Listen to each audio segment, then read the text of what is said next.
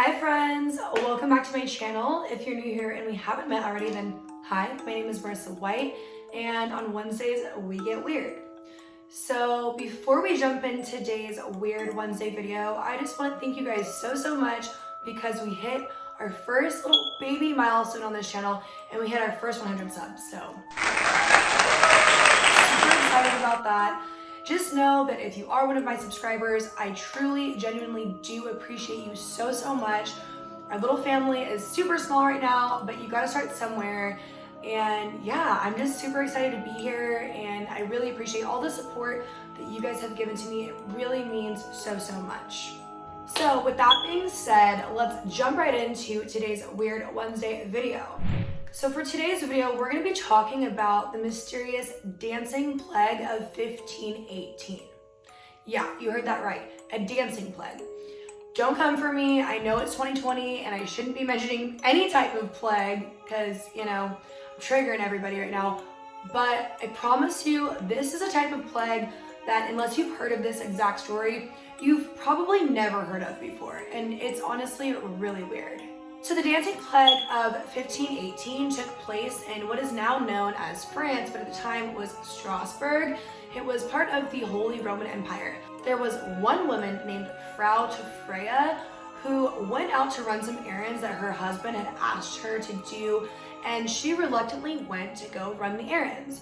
Well, before she made it to wherever she was going, she just decided to stop in the middle of the street and start dancing. Start getting down, didn't care, and didn't stop.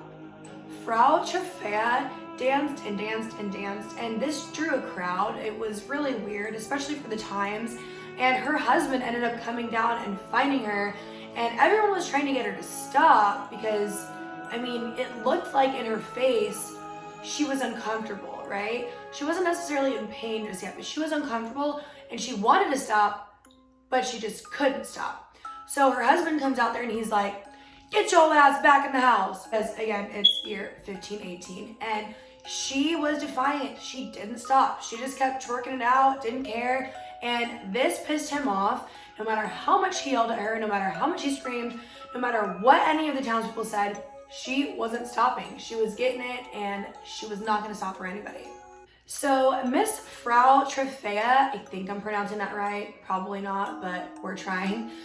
Miss Frau Freya, she drew a crowd and she danced for a whole week straight, you guys. A whole week straight. I know that sounds unbelievable, but this is true. It really did happen. And she started to draw people in to dance with her. People started joining her, dancing in the street, almost as if it was infectious, like she was luring people in. And the crowd just grew and grew and grew, and the crowd got so big, it's said that there was hundreds of people that just gathered in the street and started dancing. Sounds like a good time. If you're anything like me, then you enjoy a good concert. Maybe we're a raver or are a raver, things of that sort. But this was different because the dancers, they were in pain. They danced and danced and danced until their faces showed the agony that they were in. They're foaming at the mouth, their feet were bloody and bruised, and they're begging to have somebody help them, make them stop. They could not stop dancing for the life of them, no matter what they did. Weird, right? So this giant, painful dance mob, they just grew and grew and grew, and finally it got to the point where the officials of the city and the higher ups of the church, they came down and tried to get these people to stop themselves. And when they realized that these people just could not and would not be stopped, of course, they jumped to the conclusion of demonic possession. Especially because the people were foaming at the mouth and screaming and in agony and things of that sort. They thought that these people were under some type of a curse or possessed by the devil himself. They didn't know what was going on, but they thought it was something spiritual. Now, on the other hand, you have your doctors or your men of science, and they blamed this weird dancing plague on people having hot blood, and yeah, it makes no sense. But this is what they thought. This was obviously way before they had any medical technology. They knew next to nothing. And they blamed this on hot blood. So what do? They decide to build a stage, get a band together, and let these people dance it out. Get it out of your system. They'll be fine. Their blood's hot. And, by continuing to exert themselves and dance and encouraging the dance by bringing more people, professional dancers at that, and a band, yeah, that's totally gonna cool their blood down because that's how science works. It's not, but again, it's 1518. So needless to say, this stage and the band and all of that, it backfired because all of the people who were supposed to be helping to stop the dancers, well, help them get it out of their system and then hopefully, in turn get them to stop, started joining in. They said that they wanted to stop dancing. They said they didn't want to be a part of it, but they just could not stop. They couldn't keep themselves from joining in. And they too became part of this giant dancing plague mob. So this mob of people dancing, it lasted over a month. And people literally danced themselves into their graves. People were dropping dead. It was said that there was around 15 people a day or so, at least, that were dying. And when people would drop dead due to exhaustion or just having strokes or heart attacks or whatever the case may be, the other dancers, rather than stopping, would just dance around them. I mean, I'm sure that a few people got stepped on here and there, and just the thought of a crowd of people dancing around dead bodies that are overly exerting themselves from the dancing, and then the dancers are seeing this and they're not stopping themselves. Something's going on here, right? There was many theories as to why this dancing plague happened, and we're gonna jump into that shortly. But think about it. You're dancing, you're in the middle of a crowd. If you're just doing this for attention, or you're part of some rebellion, and you see people literally dropping dead on the dance floor, are you gonna still just continue to dance around their body if you have any willpower to stop? I don't think so. At least not that many people. I mean, nobody was fazed by it. They just kept on going. That leads me to believe that this genuinely was out of their control. On kind of a funny note, could you guys imagine being a bystander and witnessing all these hundreds of people during this time period that were probably unbathed and unhygienic to begin with, but then having them dance for weeks and weeks and weeks, and even over a month in the hot sun? This is in summer. This is in July when this started. Can you imagine how bad that probably smelled? And then you have the bodies of the people that are dropping, and the bodies are just piling up. I mean, this sounds so lighthearted when you're like, oh yeah, people are just dancing. No, it was morbid and gruesome and disgusting and crazy. So many people in Strasbourg believed that Saint Vitus, a Catholic saint, was punishing them, and that he was able to curse people with dancing, with uncontrollable dancing.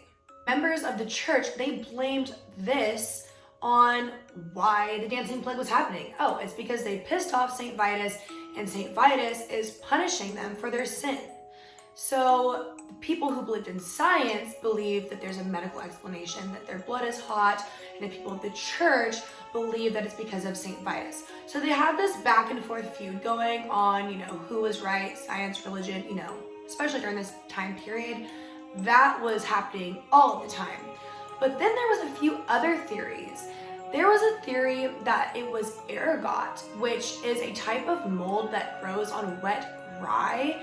It's also the same type of fungus that was said to have a lot to do with the Salem witch trials. It's said to make people hallucinate and have muscle spasms, and that if people were eating this, if their crops were tainted by ergot, or they somehow were poisoned with ergot, that this could explain why these people were dancing uncontrollably, even into their own graves. However, people say now with modern technology and science that if it was ergot poisoning, they physically wouldn't have been able to continue dancing this long. They would have dropped long before, and it wouldn't have been stretched out. I mean, like I said, this lasted for over a month for some people and for the survivors.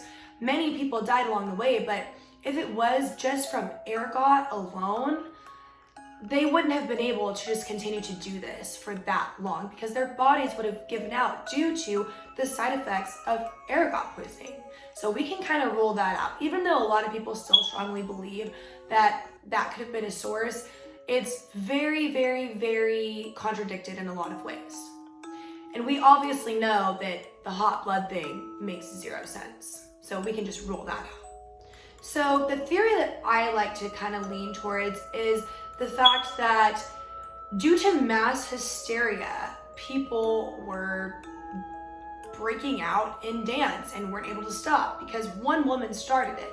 Not to say that everybody in the town would have just succumbed to this, but she started something during a time where Strasbourg was not in its heyday by any means.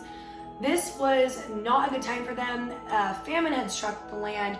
Disease, I mean, they had just got stricken with syphilis, a huge syphilis outbreak, and people were starving and dying, and it just wasn't a good time, and high levels of stress can cause mass hysteria. So when they realized that the band and the stages and everything didn't help, they tore it all down and they started gathering up the dancers and trying to figure out ways to cure them. Of course, as soon as they were released, they began dancing again. So the church had the bright idea to start taking small groups of the dancers and taking them to a shrine of Saint Vitus that was I believe 3-day, correct me if I'm wrong, I believe it was a 3-day wagon ride to this shrine where they had to tie these people up, take them up this mountain to this shrine, and then release them in front of the shrine.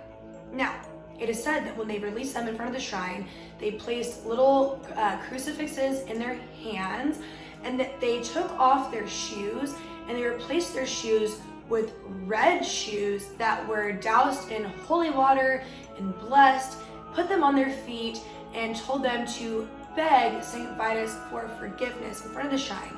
So this worked. This got the people to stop dancing and it cured them. Now, whether or not this was actually a spiritual cure and it genuinely was Saint Vitus curing them, or whatever, spiritual entity curing them, that's up for debate. Or was it like a placebo effect where people believed that they were getting the type of medicine that they needed, so it cured them, when in reality it was all in their head? It's still widely debated today, and that's what's so fun and interesting about this case, is there's so many different theories as to what caused this and why taking them to this shrine and putting red, holy, blessed shoes on them fixed the problem. It's really strange because it was so extreme to the point where people were killing themselves dancing. It does rule out a lot of the theories that were believed back then and still believed to this day, and kind of narrows it down to, again, the mass hysteria, or it could be demonic possession, or the fact that Saint Vitus cursed them or was upset with them. I don't know what I believe. I think it's a very interesting case. I try to lean towards logical and rational things before I jump to anything spiritual. So I do kind of lean more towards the fact that it was probably mass hysteria. I mean, when you have a group of people that are that stressed out and that malnourished, which it's so crazy to think that these people were starving to death and they had the energy to dance for a month and a half. Well, the ones who survived it. That's just crazy. But yeah, guys, I mean, this really happened, and it's so crazy. And actually, there was a few other dancing plagues in Europe that took place before this. They were just on a much smaller scale. There was even a case in 2011 at a high school named Leroy High. 12 teenage girls started dancing, or not really dancing. They started convulsing and twitching and screaming, almost as if they have what's now known as Tourette's. And if you don't know anything about Tourette syndrome, it is a neurological disorder where a person involuntarily has outbursts and convulsions and says things and does things that they have no control over, and it's usually very, very, very intense looking. This is 2011, so we have modern day technology and modern medicine. So they get the 12 girls together, they take them to the doctors, and they do a toxicology report, which if they were poisoned by anything, ergot or anything of that sort, or drugs, it would have shown up in the toxicology report. Their blood was clean. So the fact that they had nothing in their system means you can't blame it on something that they took or were poisoned with. So that leads you to a psychological disorder. So the officials chalked it up to a mass psychogenic illness, mass hysteria. So that kind of leads me to believe that that was the same thing that happened in Strasbourg in 1518. I mean, I thought I was an angsty teen, but these girls clearly were going through some shit. And I don't know if one of them started and the rest of them joined in. I didn't do too much research on that case. It was just a small little piece of an article that I read, and I thought it was interesting, but we still to this day don't have a lot of research or concrete facts on why these dancing plagues start or why people did it until they met their own death. Some people even believed that maybe this was a group that was going up against the church and that they were trying to rebel and that they staged this all, right? But to the level of where people are just dropping like flies around you and you're gonna continue to dance and your feet are bleeding, you're in pain, you're starving, you haven't eaten, these people haven't eaten. All for that cause, you think that would be physically impossible. You would have at least 1 or 2 people crack out of hundreds. It was said that there was about 400 people. You're telling me not one of them cracked? Come on. It's just crazy, you guys, and that's why I wanted to come on here and share this story with you. It is something that there's not a ton of research on because of the date, but it's something that I just think is so crazy. And yeah, I hope you guys enjoyed this Weird Wednesday video. Drop in the comments below what you think could have happened. I'm super curious to know your guys' opinions and get a few different outlooks on this situation, because there's not a lot of people that I know personally that know about this. I've kind of thrown it around and asked a couple friends, and no one has really heard of this. And when I tell people about it, they always assume, oh no, that can't be real, that must be made up. But it wasn't. It was not made up. It was well recorded. I mean, maybe everybody lied. There's no way to go back and prove it, but it is very much believed to be a genuine, true historical event. So, I don't know, guys. Let me know what you believe. Thank you guys so much for watching today's video. I really appreciate it if you made it this far. Just know how grateful I truly am. I can't wait to see you guys on the next Weird Wednesday video. Make sure that you like and subscribe, and don't forget to hit the little notification bell so you don't ever have to miss one of my Weird Wednesday videos. Thank you guys so much as always, and I will see you next time. Bye.